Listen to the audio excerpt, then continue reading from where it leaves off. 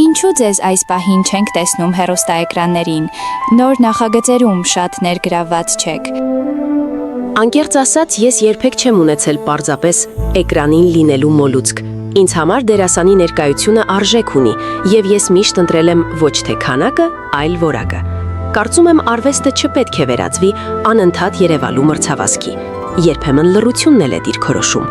Իսկ հիմա ավելի ընտրող եմ դարձել, թե նախագծերի, թե մարդկանց, թե ընդհանուր մթնոլորտի հարցում։ Բայց դա չի նշանակում, թե հեռացել եմ մասնագիտությունից։ Պարզապես ես սպասում եմ այն աշխատանքին, որի համար ներսումդ իսկապես կասես, այո, սա արժե անել։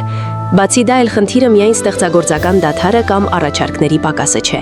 Այսօր մեդիա եւ հեռուստատեսային դաշտը Հայաստանում այնքան է քաղաքականացված ու այնքան է դարձել ներքին վախերով կառավարվող, որ շատ դեպքերում մարդկանց գնահատում են ոչ թե մասնագիտական արժեքով, այլ նրանով, թե ինչ դիրքորոշում ունեն իրենք կամ իրենց ընտանիքը։ Երբ դու կամ քո ընտանիքի անդամը, տվյալ դեպքում ամուսինս, բացահայտ խոսում է երկրի քաղաքական հայագործան իրականության, ներկայիս կամ նախկին իշխանությունների վարած հակահայկական ու ստրկամտություն սերմանող քաղաքականության մասին, շատ հեռուստաալիքներ ու պրոդյուսերներ սկսում են քեզ դիտարկել ոչ թե որպես դերասանուհու, այլ որպես անցանկալի ֆոն։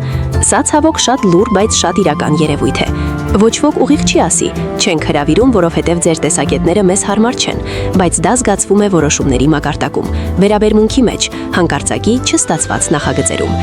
Երբ արվեստը սկսում է կախված լինել քաղաքական հարմարավետությունից, դա արդեն ստեղծարարական միջավայր չէ, այլ վերահսկվող տարածք։ Բայց ես երբեք չեմ մտածել, որ արժանապատվությունը պետք է զոհաբերել էկրանին երևալու համար։ Ինձ համար շատ ավելի կարևոր է պահպանել ինքնությունը, քան ցանկացած գնով մնալ կադրում։